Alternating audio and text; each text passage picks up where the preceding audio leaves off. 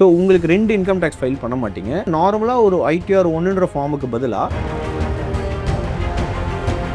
Board வச்சு name board வச்சு இது பண்ணால் தான் பிஸ்னஸ் கிடையாது. எஃபோர்ட்டோ பண்ணிங்கனாலே நீங்கள் பிஸ்னஸ் மேன் தான். பட் இந்த அவேர்னஸுமே பீப்புளுக்கு இல்லை. ஏன்னா இது வந்து ப்ரிசம்டிவ் இன்கம் அப்படின்னே ஒரு செக்ஷன் இருக்குது. அது என்ன சொல்லுதுன்னா ரொம்ப சிம்பிள். எப்படி அவங்க எதுவும் கண்டுக்க மாட்டாங்க, நான் இன்கம்மை கம்மியாக போட்டு காட்டுறேன் அப்படின்னு காமிச்சிங்கன்னா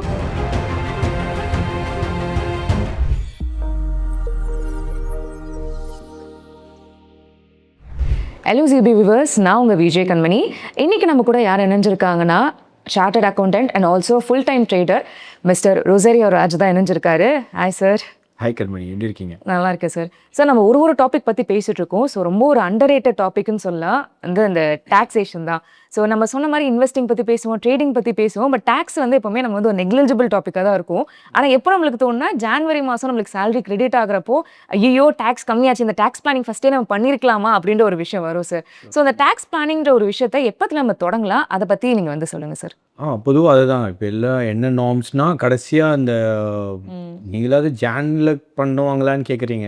மோஸ்ட் ஆஃப் தம் அப்போ கூட பண்ண மாட்டாங்க.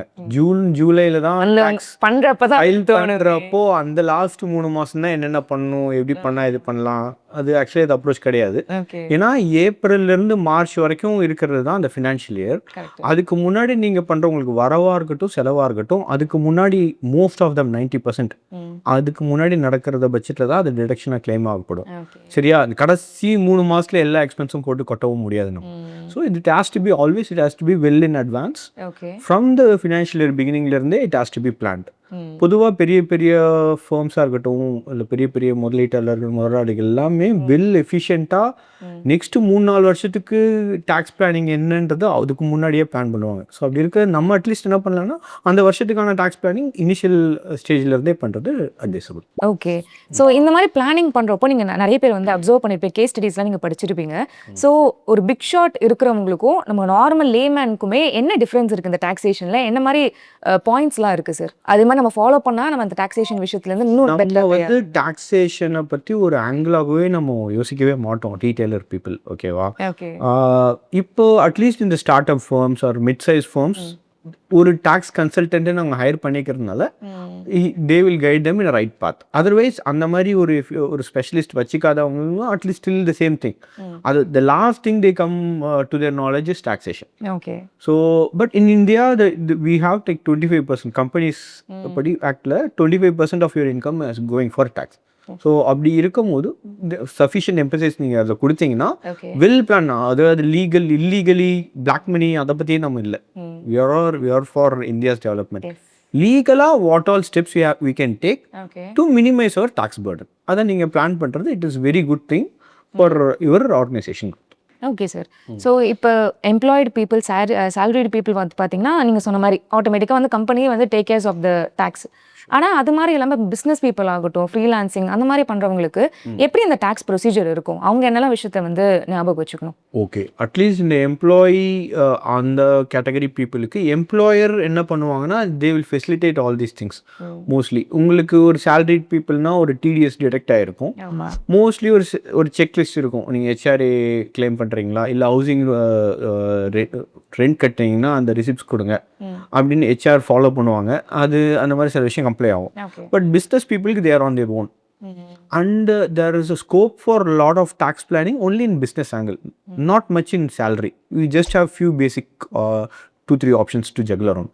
But business people, they can very efficiently do their tax planning from the beginning. So இதெல்லாமே on their own. இப்போ வந்து இதை நீங்கள் இதெல்லாம் பண்ணுங்கன்னு அவங்கள எஜுகேட் பண்ணுறதை விட நீங்கள் ஒரு நல்ல ஸ்பெஷலிஸ்ட்டை அணுகி அவங்க என்னென்ன உங்களுக்கு கைடன்ஸ் கொடுக்குறாங்களோ அதை ப்ராம்ப்டாக நீங்கள் ஃபாலோ பண்ணிங்கன்னா எஃபிஷியண்ட்டாக ஃபாலோ பண்ணலாம். ஸோ இப்போ நம்ம டேக்ஸ் பற்றி பேசிகிட்டு இருக்கப்போ நீங்கள் சொல்லியிருந்தீங்க இந்த மாதிரி சேலரிட் பீப்புள் ஒரு தனி கேட்டகரி, அதே மாதிரி இப்போ பிஸ்னஸ் பண்ணுறவங்க ஒரு தனி கேட்டகரி ஆகிட்டாங்க. பட் இது ரெண்டுத்துக்குமே நடுவில் ஒருத்தவங்க இருப்பாங்களே சார், ஃப்ரீலான்சிங் பண்ணுறவங்களோ இல்லை இப்போ யூடியூபர்ஸ் நிறைய ஆகிட்டாங்க, இன்ஸ்டா இன்ஃப்ளூயன்சர்ஸ் நிறைய பேர் ஆகிட்டாங்க. ஸோ அவங்களுக்கு வந்து ஒரு இர்ரெகுலர் இன்கம் ஸ்ட்ரீம் தான் இருக்குமே. டக்குன்னு பார்த்தா ஒரு நாளைக்கு ரொம்ப பூம் ஆகிற மாதிரி இருக்கும், அடுத்த மாதம் ரொம்பவே கம்மியாகும். ஸோ இவங்க எப்படி வந்து டேக்ஸ் பிளானிங் பண்ணலாம் சார்? ஓகே, அதான் ரெகுலர் ஸ்ட்ரீமாக இருக்கவங்களுக்கு it's all taken care by the employer. But irregular இது வந்து இன்ஃப்ளூயன்சர் இல்லை, any business where there there is an irregular income, அது வந்து பொதுவாக என்ன பண்ணுவாங்கன்னா உங்களுக்கு அது கரெக்டாக கணிக்கவே முடியல அப்படின்னா ப்ரிசம்டிவ் இன்கம் அப்படின்னே ஒரு செக்ஷன் இருக்கு. அது என்ன சொல்லுதுன்னா ரொம்ப சிம்பிள். உங்களோட போன வருஷம் ரெவன்யூ எவ்வளோன்னு தெரியும் உங்களுக்கு. இந்த வருஷம் தான், அதாவது உங்களுக்கு இர்ரெகுலராக வருஷம் மாசத்துல தான் இருக்குமே ஒழிய பொதுவாக ஒரு வருஷத்துக்கு சம்பாதிக்கிறது மேஜர்லி நிறைய மெஜாரிட்டி ஆஃப் பீப்புளுக்கு வேரி ஆகாது. ஸோ ப்ரிசம்டிவ் இன்கம் என்ன சொல்லுதுன்னா அந்த செக்ஷன்ஸில் என்ன சொல்லுதுன்னா, சரி உங்களுக்கு வந்து வருஷம் வந்து சே 10 லட்சம் அப்படின்னா அதில் வந்து ஒரு ஸ்பெசிஃபிக் பர்சன்டேஜ் ஒரு கிளாஸ் இருக்குது 6%, 8%. இதுதான் உங்களோட இன்கமாக டிக்ளேர் பண்ணி பண்ணுங்க. ப்ரொஃபஷன்ஸ் இப்போ நீங்கள் கேட்குற மாதிரி ஒரு ப்ரொஃபஷனல்ஸாக இருக்காங்கன்னா 10 லட்சம் உங்களோட ஓவரால் வருமானம் அவங்களுக்கு 50%. அவங்க இவ்வளோ தான் எனக்கு இன்கம், இவ்வளோ தான் எக்ஸ்பென்ஸ் சப்ராக்ட் பண்ணிலாம் டோட்டல் ப்ராஃபிட்ஸ்க்கு டேக்ஸ் கட்டலாம் தேவையில்ல. இதுதான் டோட்டல் ரெவன்யூ. 10 லட்சம்னா அதில் 50%, 5 லட்சம் என்னோட இன்கம் அப்படின்னு டிக்ளேர் பண்ணிக்கலாம். இது யாருக்குன்னா அவங்களால ப்ரெடிக்ட், நீங்கள் என்ன கேட்குறீங்கன்னா ப்ரெடிக்ட் பண்ண முடியாதுன்னு தானே, அதுக்குன்னே ஒரு செக்ஷன்ஸ் இருக்குது. ப்ரிசம்டிவ் இன்கம்னே ஒரு செக்ஷன்ஸ் இருக்குது, அதை அவங்க அவைல் பண்ணிக்கலாம். அப்படி இல்லை நான் ஸ்பெசிஃபிக்காக நான் எக்ஸாக்டாக கால்குலேட் பண்ணி தான் அப்படி சொல்லுவேன்னா, நீங்கள் ஒரு பாஸ்ட் ஹிஸ்டாரிக் ட்ரெண்ட் உங்களோட லாஸ்ட் 2 வருஷம் 3 வருஷம் பிஸ்னஸ் எடுத்து இந்த வருஷம் உங்களோட ஒரு சேல்ஸ் ஒரு க்ரோத் எல்லாம் நீங்கள் அசஸ் பண்ணிங்கன்னா ஓரளவுக்கு நமக்கு இந்த வருஷம் இவ்வளோ வர வேண்டி இருக்கும், இன்கம் வரும், அதில் இவ்வளோ எக்ஸ்பென்சஸ் நமக்கு தோராயமாக இருக்குது. நீங்கள் அந்த மாதிரி ஒரு ட்ரெஜெக்டரி பார்த்து கூட எடுக்கலாம். எங்கெல்லாம் உங்களுக்கு எக்ஸாக்ட் டேட்டா இல்லைன்னு நினைக்கிறீங்களோ இந்த மாதிரி மெத்தட்ஸ் வந்து யூட்டிலைஸ் பண்ணிக்கலாம். ஓகே சார், இப்போ நம்ம ஜென்ரலாக ஒரு ஓவரால் பெர்ஸ்பெக்டிவ் நம்ம எடுத்துகிட்டு வந்த சேலரி பீப்புள் அதே மாதிரி எம்ப்ளாய்ட் பீப்புள்னு, பட் ட்ரேடிங்க்குன்னு வரப்போ நம்மளுக்கு வந்து இன்னுமே பயங்கள் ஜாஸ்தியாக இருக்கும். ட்ரேடிங் வந்து ஓகே இந்த ஆப்ஷன்ஸ் ஃபியூச்சர்ஸ் அதெல்லாம் நம்மளுக்கு தாண்டி இந்த டெய்லியுமே நம்ம வந்து பார்த்தீங்கன்னா இன்ட்ரா ட்ரேட்லாம் பார்த்தா காலை வாங்கி நம்ம நைட் வந்து சேல் பண்ணுற மாதிரி இருக்கும். அந்த மாதிரி விஷயங்கள் போயிட்டு இருக்கப்ப அதுக்கு டேக்ஸ் வந்து எப்படி இருக்கும் அப்படின்ற ஒரு கேள்வி இருக்கும். ஸோ அதுக்கு உங்களோட பதில் என்னவா இருக்கும்? ஓகே, இது வந்து ஒரு ப்ராட் 3 கேட்டகரியாக உங்கள் அவேர்னஸ்க்கு சொல்கிறேன். பட் எனிவே இது நீங்கள் உங்களோட சார்ட்டர்ட் அக்கௌண்டன்ட்டோ ஒரு எக்ஸ்பர்ட்டை நீங்கள் கொடுத்து ஃபைல் பண்ணுறது தான் அட்வைசபிள். ஓகேங்களா? ஜென்ரலாக என்னென்னா எனி இன்ட்ராடே ட்ரேட் அது வந்து ஸ்பெகுலேட்டிவ் இன் நேச்சர்னு சொல்லுவாங்க. ஏன்னா அது வந்து நீங்கள் ஒரு ஸ்பெகுலேஷனில் தான் இருக்கீங்க. காலைல வாங்கி மதியானம் விற்கிறீங்க. நீங்கள் வந்து இத்தனை நாள் வச்சுக்கணும்னு நினச்சி வாங்கிலாம் விற்கல. ஸோ அதெல்லாம் ஸ்பெகுலேட்டிவ் நேச்சர்ன்றதுல வரும். அதுக்கேற்ற மாதிரி அது டேக்ஸ் ஆகும். ஆனால் F&O பொறுத்த வரைக்கும் அதை வந்து பிஸ்னஸாக தான் இன்கம் டேக்ஸ் ஆக்ட் படி அது it's business. So F&O income எல்லாமே ஒரு பிஸ்னஸ் இன்கமுக்கு என்ன ஸ்டேட்டஸ் இருக்கோ அந்த ஸ்டேட்டஸ் தான் அதுக்கு. ஸோ நீங்கள் F&Oக்கு இது நிறைய பேருக்கு இந்த அவேர்னஸ் இல்லை. F&O இன்கம் பண்ணுறாங்க, அதை அப்படியே ஃபைல் பண்ணிடுறாங்கன்னு வச்சுக்கோங்களேன். நீங்கள் F&Oக்கு பண்ணுறதுக்கான என்னென்ன எக்ஸ்பென்சஸ் பண்ணுறீங்களோ எல்லாமே நீங்கள் லீகலி டேக்ஸ் கிளைம் பண்ணலாம். இட் கேன் பி ஒரு இன்டர்நெட் பில். இன்டர்நெட் இல்லாமல் நீங்கள் பண்ண மாட்டீங்க. ஒரு சாஃப்ட்வேர் வாங்கியிருப்பீங்க, அதை நீங்கள் யூஸ் பண்ணிக்கலாம். ஒரு கம்ப்யூட்டர் ரிப்பேர் மெயின்டெனன்ஸ் இருக்கும். இல்லை ஒரு ப்ரொஃபஷனலுக்கு நீங்கள் ஃபீ பே பண்ணி ஏதாவது ஒரு இன்புட்ஸோ ஏதோ பண்ணியிருப்பீங்க, ஒரு கோர்ஸ் ஜாயின் பண்ணியிருப்பீங்க. இது எல்லாமே it's an legally binded expense. But இந்த அவேர்னஸுமே பீப்புளுக்கு இல்லை. ஏன்னா இது வந்து இட்ஸ் நார்மல் பிஸ்னஸ். ஒரு பிஸ்னஸ் பண்ணுறதுக்கு ஒரு 10 விஷயம் ரா மெட்டீரியல் அது இதுன்னு ஒரு எக்ஸ்பென்ஸாக கிளைம் பண்ணுவீங்களா? அந்த மாதிரி நம்ம ட்ரேடிங்க்கு இதெல்லாம் அத்தியாவசியமான விஷயம். இதெல்லாம் நம்ம கிளைம் பண்ணிக்கலாம். இதெல்லாம் நீங்கள் லீகலி கிளைம் பண்ணிக்கலாம். ஓகே. ஸோ இது வந்து F&O பொறுத்த வரைக்கும். ஷேர்ஸ் பொறுத்த வரைக்கும் ரொம்ப சிம்பிள். அது வந்து நீங்கள் ஒரு வருஷத்துக்குள்ளே விற்றீங்கன்னா அது ஷார்ட் டேர்ம் கேபிட்டல் கெயின்ஸ்க்கு வரும். ஒரு வருஷத்துக்கு மேலே இருந்து விற்றீங்கன்னா அது லாங் டேர்ம் கேபிட்டல் கெயின்ஸில் உங்களுக்கு டேக்ஸ் ஆகும். சார் நீங்கள் பேசினப்போ நீங்கள் சொல்லியிருந்தீங்க இது வந்து ஒரு என்டையர் பிஸ்னஸ் மாதிரி தான் பார்க்கணும், நம்ம கிளைம் பண்ணிக்கலாம் அந்த மாதிரி சொல்லியிருந்தீங்க சார். ஸோ இப்போ டேக்ஸ் ஃபைலிங் பொறுத்த வரைக்கும் இப்போ இன்கேஸ் நான் இப்போ பிஸ்னஸ் பண்ணுறேன்னா இப்போ நான் தனியாக வந்து டேக்ஸ் ஃபைல் பண்ணுவேன், பிஸ்னஸ் ரீதியாக வந்து தனியாக வந்து டேக்ஸ் ஃபைல் பண்ணுற மாதிரி தான் இருக்கும். ஆனால் இப்படி இருக்கிறப்ப ட்ரேடிங்கும் நம்ம அப்படி தான் பண்ணணுமா? ஏன்னா இப்போ ட்ரேடிங் பொறுத்த வரைக்கும் சில பேருக்கு ஓலாவே ஃபுல்லாக ட்ரேடிங்ல இருந்தால் நம்மளுக்கு இன்கம் வர மாதிரியும் இருக்கும். ஸோ இதுக்கு எப்படி சார் நம்ம வந்து டேக்ஸ் ஃபைல் பண்ணுறது? இல்லை, இது வந்து நீங்கள் என்ன கேட்குறீங்கன்னா சேலரி எம்ப்ளாயி நான் ட்ரேடிங் பண்ணால் என்ன, இல்லை நான் வேற ஒரு பிஸ்னஸ் பண்ணுறேன் இந்த ட்ரேடிங்கும் பண்ணுறேன், இதுக்கு என்ன? இது தானே உங்களோட ப்ராட் கொஷின். அந்த மாதிரி நம்ம இன்கம் டேக்ஸில் எந்த செப்பரேஷனுமே கிடையாது. ஆக்சுவலி நீங்கள் வெறும் சேலரி மட்டும் வாங்குறீங்கன்னா ITR-1ன்னு ஒரு ஃபார்ம் இருக்கும், சரிங்களா? அதில் வந்து எவ்வளோ சேலரி வாங்குறீங்க, எவ்வளோ இது உங்களுக்கு பிடிப்பு எவ்வளோ, TDS எவ்வளோ, அவ்வளோதான் ஃபில் பண்ணுற வேண்டியிருக்கும். நீங்கள் business income it can be ட்ரேடிங்கும் இப்போ என்ன சொல்லிட்டேன் பிஸ்னஸ் இன்கம்னு சொல்லிட்டேன், கரெக்டாக? F&Oவும் இட்ஸ் பிஸ்னஸ் இன்கம்னு சொல்லிட்டேன். எல்லா யூனிவர்சலாக எல்லா பிஸ்னஸுக்குமே ஒரே ஒரு ITR இன்கம் டேக்ஸ் ப்ரொவிஷன்ஸ் தான், சரியா? அந்த ட்ரேடிங்ன்றது ஸ்பெஷல் கிடையாது, அதுவும் ஒரு பிஸ்னஸ். ITR-3ன்ற ஒரு ஃபார்மை நீங்கள் ஃபில் பண்ணும்போது என்ன பண்ணுவீங்கன்னா எனக்கு இதெல்லாம் லாபமாக வந்தது, அதில் இதெல்லாம் எனக்கு எக்ஸ்பென்ஸாக வந்தது, இந்த எக்ஸ்பென்ஸ் போக எனக்கு மீறி இவ்வளோ லாபம் இருக்குன்றத ட்ரேடிங்க்கும் நீங்கள் அதே ஃபார்மை தான் ஃபில்அப் பண்ணணும். ஸோ உங்களுக்கு 2 இன்கம் டேக்ஸ் ஃபைல் பண்ண மாட்டீங்க. உங்களுக்கு என்னென்னா நார்மலாக ஒரு ITR-1ன்ற ஃபார்முக்கு பதிலாக ட்ரேடிங் பண்ணிங்கன்னா நீங்கள் இப்போ பிஸ்னஸ் ஆண்டர்ப்ரனரான ஆயிட்டீங்க. ஓகேவா? நீங்கள் பிஸ்னஸ் பண்ணால் தான் ஒரு போர்டு வச்சு நேம் போர்டு வச்சு இது பண்ணால் தான் பிஸ்னஸ் கிடையாது. எஃபோர்ட்டோ பண்ணிங்கனாலே நீங்கள் பிஸ்னஸ் மேன் தான்.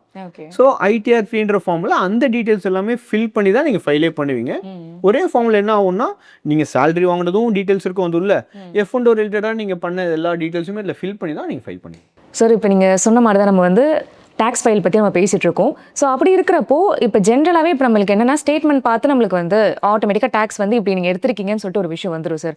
ஆனால் இப்போ இன்ட்ராடேட் பொறுத்த வரைக்கும் நம்ம காலைல வந்து வாங்குறோம், அதுக்கப்புறம் மதியம் விற்கிறோம், இந்த மாதிரி விஷயங்கள் வரப்போ நம்ம தனியாக அதை நோட் பண்ணி வச்சு நம்ம டேக்ஸ்க்கு அட்டாச் பண்ணுற மாதிரி நம்ம ஏதாவது மெயின்டைன் பண்ணணுமா, இல்லை இது ஆட்டோமேட்டிக்காக நடக்குமா சார்? இல்லை, இப்போ அது நீங்கள் டச் பண்ணதால எனி ப்ரோக்கர் இப்போ ஜிபுன்ற ப்ரோக்கரேஜில் என்ன பண்ணுவாங்கன்னா பேக் ஆஃபீஸில் everything will be tract.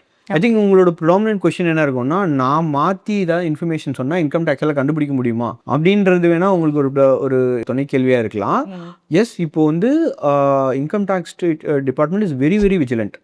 நீங்கள் எல்லாமே உங்கள் ட்ரேடிங், அதுவும் நீங்கள் ஷார்ட் ட்ரேடிங்கை பொறுத்த வரைக்கும் everything is PAN paste.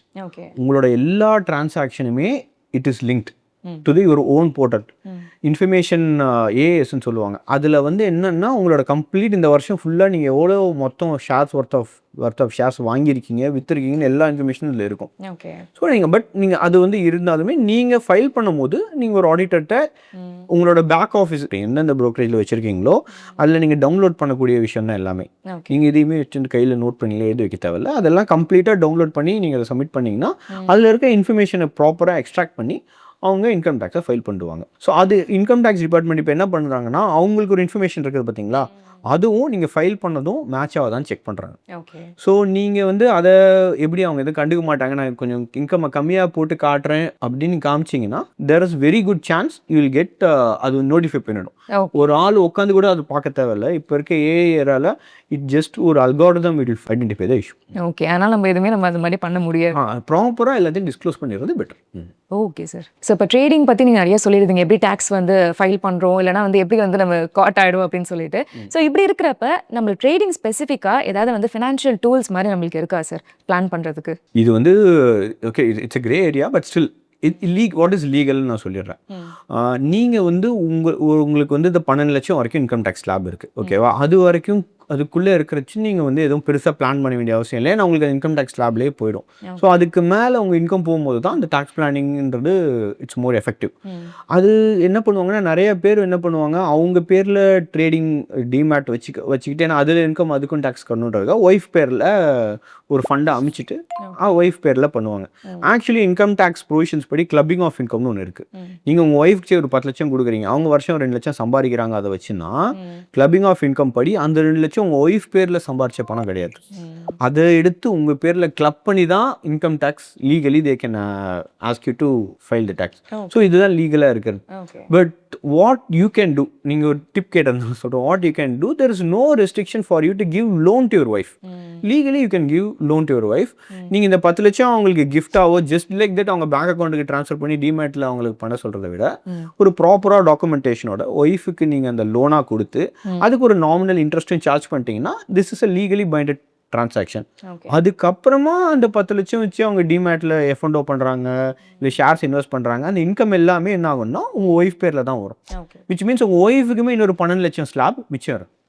So நீங்கள் ஒரு 30 லட்சம் 40 லட்சம் இன்வெஸ்ட்மெண்ட்டில் வருஷத்துக்கு ஒரு 20% ஏர்ன் பண்ணுறீங்கன்னா கூட ஒரு 8 லட்சம் வரும்.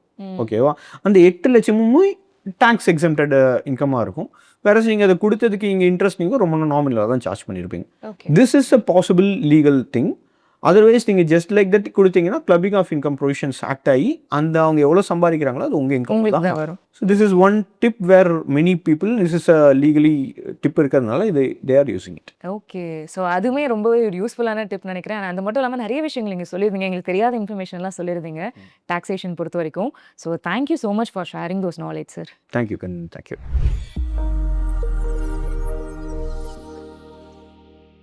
Investment in security markets are subject to market risk. Read all the related documents carefully before investing.